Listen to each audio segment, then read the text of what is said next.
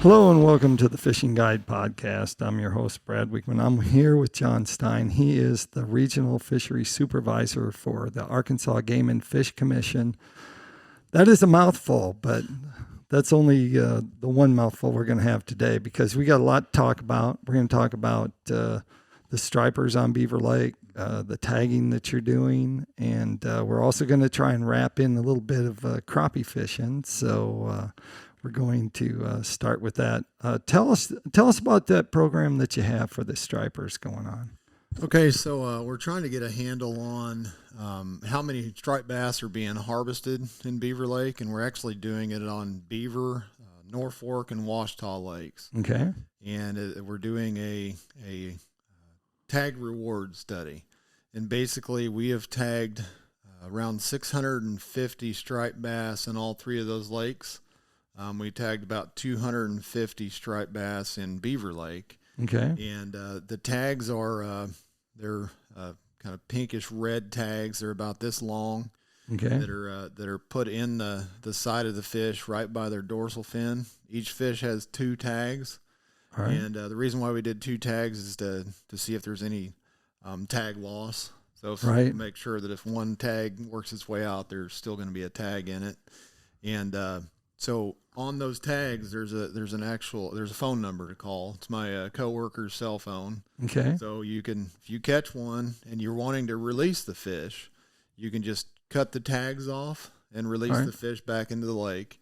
But if you're going to harvest it, you can just take the fish home. And then if you look on the tags, there's a phone number to call. So you just call that number, and we're going to ask you a few questions about, first of all, did you harvest the fish or did you release it? Okay. Where did you catch it? And when you send the tags back to us, they're worth $100. Wow. One fish is worth $100. So each tag's, if you catch a tagged fish, then only one tag is lost, and that fish is still worth $100. Right. And the reason why we do that is we're not tagging a huge number of fish. There was another tag reward exploitation study that Biologist did over at Norfolk. Right. And they tagged over 1,000 largemouth bass. We're only tagging about 250 because it's really hard to catch those kinds of numbers of stripers. Right. So that's why we have a high reward, because we want every one of those tags. If someone catches a tagged fish, we want to get the data from them. I gotcha. And if we had if we had like a $5 or a T-shirt, we probably wouldn't get 100% of them returned. So the whole goal is to find out how many striped bass are being harvested. It's an exploitation study, and we can use it in the future to determine, do we need to have different regulation? Do we need to have maybe a minimum length limit in the higher minimum length limit in the cool months? So that's why we're doing it, is try to get a handle on the striped bass population, find out how many are being harvested, and then we can use that in the future to determine if there are new regulations that are needed. There may not be, right? But we have noticed with we did an angler survey this year, and 2014 was the last time we did an angler survey. Wow. And we had somebody going out and interviewing anglers, and we also determined how many anglers were out there. And we found that in 2014, there was the most important or most sought after fish was black bass. Right. And then crappie, anything. And then the fourth was striped bass. That was in 2014. Right. In 2021, we noticed that that's changed. Black bass is always the king on Beaver, but striped bass moved up to number 2. Oh, really? Yeah, and I think there was around 10% of the anglers were looking at fishing for stripers in 2014. Now it was 27%. So really, we've seen an increase in striper fishing, striper fishermen. Right. In that 7-year period. So that's why we're working to figure out how many are being harvested, right, and seeing if there's a regulation change that's needed in the future. Do you see a size, like, because of the population that is fishing for them now and the popularity, have you seen like the size average size being caught being lower than what it was? We hear that from guides, but we had in our netting that we did this past. We did it in March at night. It took us 7 nights to catch 252 stripers that we tagged. Right. And average size was, probably looking at 28-inch fish, 28 to 30 inch, which is was what our average size was on the on striped bass during our netting. We do get reports from guys that show that they think the average size has gone down, but then again, this time of year we see a few 45-pounders and really big ones caught. We think if you compare our catch rates and the average size to say that like Norfolk, it was a lot higher on beaver. We had a lot bigger fish on beaver than, let's say, in Norfolk. Washita was probably about the same. Right.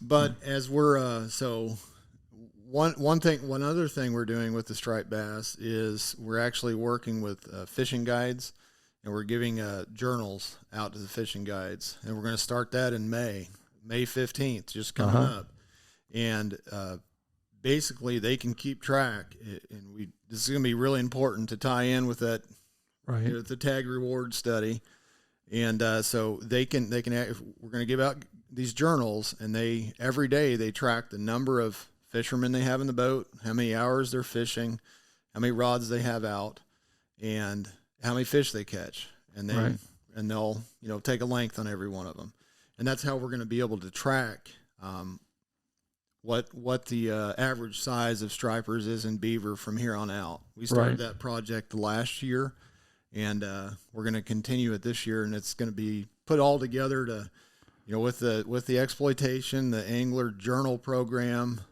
some other sampling to determine, what is there a change in regulation needed.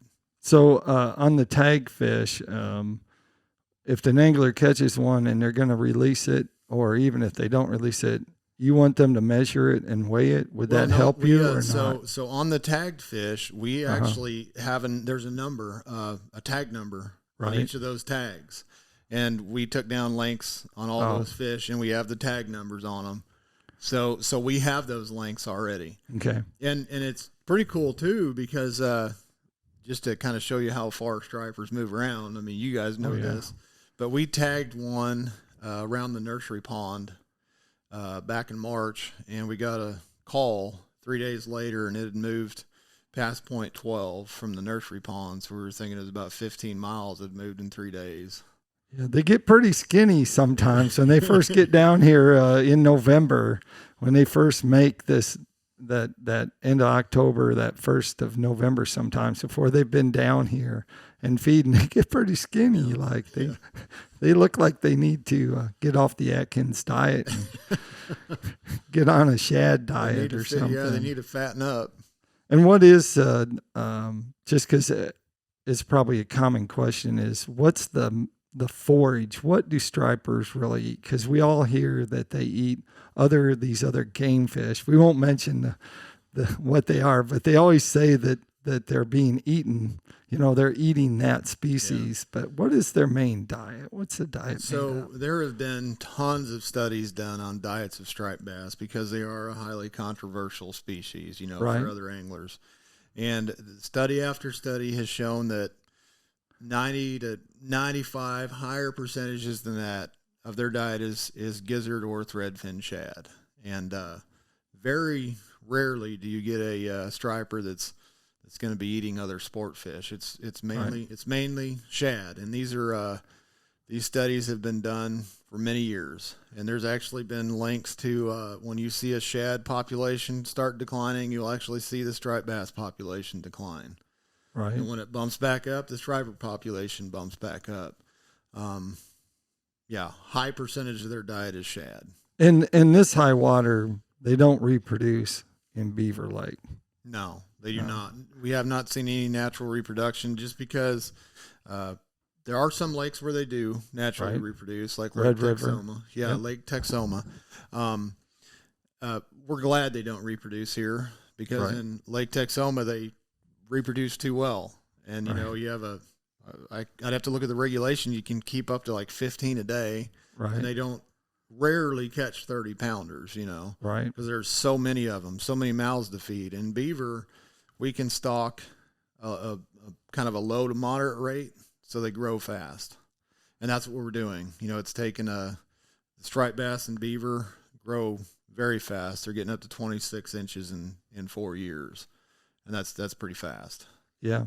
We're going to switch over to crappie. Of course, Beaver Lake's right behind us, and it's getting closer. Every minute, it's getting closer to the house. But high water, we got like high water, and this is the start of May.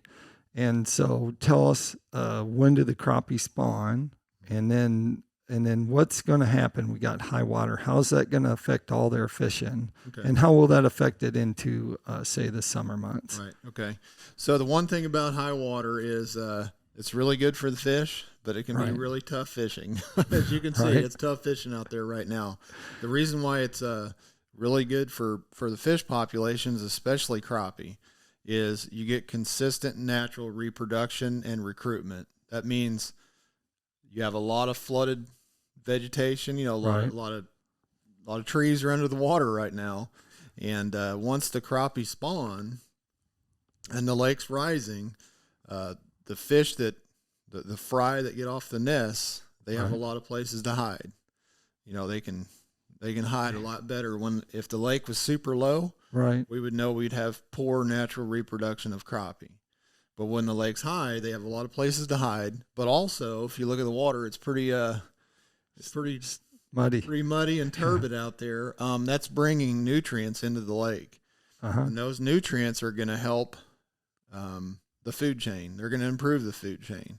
So small fish like crappie and shad, they eat zooplankton, and when you have a huge amount of influence of nutrients come in, the food chain is just improved. And so you have a huge number of forage, like threadfin shad, gizzard shad on high water, because there's more, once they spawn, there's more for the small shad to eat. Right. So they just reproduce like crazy, and there's good reproduction and good in survival of those shad. And then the crappie and the bass and catfish, walleye, stripers, everything that's out there has a ton to eat.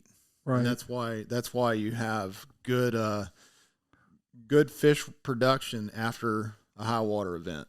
And we're in like year 5 of high water or something, somewhere around in there where we've had, it really shows on a graph how high the water is. It's been at this time before it actually starts going down into it. It takes a while till the fall till it finally starts going down. So if the guy is looking at fishing later in the summer, how does like this water's still going to be high? How are they going to approach it? Where do crappie go once you start hitting the water temperatures over 70 degrees? 70 degrees. So, you know, they're going to move offshore into, brush piles offshore. They may, anglers can catch them in, more down towards the middle part of the lake and some standing timber. That's a good, a good way to catch them. You know, they'll actually suspend that time of year.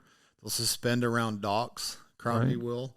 And so one thing people do a lot of times to catch crappie in the summer months, once it gets a little warmer, is troll crankbaits. You troll them next to that standing timber. And yeah, it's pretty effective way to catch them. And on that topic of habitat, I know you got a new boat, new pontoon. Tell us about this thing. Yeah. And now this is brand new, and tell us where the funding came from. Yeah, we just picked it up yesterday. So two guys went to, we actually bought the boat from a company called Lifetime Boats. Right. And they're making these large habitat barges, crane boats, and they're out of Louisiana. Right. Basically, we put together a project because we knew the Arkansas Game and Fish does 2 large-scale fish habitat projects a year. Right. Where we bring in up to 40 employees and we cut and sink trees for a week or 2 weeks. Right. We knew we were going to be doing that on beaver. So we thought, hey, let's try to get some more funding, because that project itself, and salaries and supplies, blocks, rope, boat gas, it costs around $60,000 just to do that project for our agency. So we brought in, we said, hey, let's use that money to try to get more funding. And we put a grant together with the Reservoir Fish Habitat Partnership, and we got it funded. Okay. And so one of the side shoots of that project was the Fish America Foundation is they receive, it's a federal agency or entity that receives so much money a year to distribute to different states for fish habitat. Right. And they found out about our project, and they were like, hey, we'd like to fund it. So they gave us $80,000, and the Game and Fish put in another, I think it was around $46,000, and we have a large, it's a 27-foot dump barge. Right. That has it can dump 8,000 pounds. It has a hydraulic it has a hydraulic bed on it so it's the hydraulic dump bed is powered by a generator, and so it'll haul and dump 8,000 pounds. It also has 250 horsepower motors on it, so we can actually pull up to a tree that's cut trees that are on the bank and drag them in from just in reverse with the motors. Right. And you've already done one, the northern part of the lake, towards the dam area. You've already done the brush piles up that way. And what's your plan now with all this high water? And that's the issue with trying to find places. It's just hard to find places in the river arms, like way up here, where brush will stay. When you get a flood like this, we're gonna have to find pockets. If we went out and just put brush out here you can see all the stuff. Wouldn't last long. It wouldn't last long. So we need to be more strategic on where we put brush piles in the upper end of the lake, in the river arms. But we do have permission from the Corps. The Game and Fish had to get permission from the Corps to cut mainly cedar trees. That's all we're cutting right now. And we have permission at Blue Springs, the Brush Creek area, to remove cedar trees. And we'll be doing that in the future. We just have to strategically place them so they don't get blown out. That's right. Absolutely. Well, that takes us to tackle time. Of course, we were talking about all the different game fish that are on Beaver Lake, and PICO Lures has a lure for everything that you can catch on Beaver Lake, everything from topwater to small crappie baits and even the crankbaits. We talked a little bit about crankbaits and trolling them and using them in the summertime. So you can check out their products at picolures.com. If they wanted to find out, Jon, more about what you guys are doing and maybe get a view of that pontoon boat that you got now and see that, where would they go? So we have a Facebook page. It's AG&FC Fisheries NWA, and you can just get on Facebook. We post stuff all the time. Okay. You can also go to our Arkansas Game and Fish has a Facebook page. Yep. And then our website is a place you can go to find any information that you would need. There you go. And if they catch a tagged striper worth $100, tell them again. Yeah. So there's actually on the tag is the phone number, and it's my coworker's work cell phone. So he'll take calls all night long, which you may get a bunch in the summer. Yep. All right. Sounds great. Appreciate you being on the show, and we'll try and have you back on. We were going to talk about Swipco, but all this high water's got everyone curious about fishing and how that's going to affect crappie fishing and striper fishing. Shocked to hear that stripers were the second most popular fish on Beaver Lake, that it wasn't crappie. Yep. But normally that's the way it is, but yeah, we found out that there's a ton of people that are out fishing for stripers now. Everybody wants to try to catch a trophy fish, right. Yeah, I think crappie was third, but really? pretty close third. I would think it was pretty close. Yeah. Great eating. Yeah. So. All right. We appreciate it. Yep. Like I always like to end the show, make sure you keep your hook sharp and your lures in the water.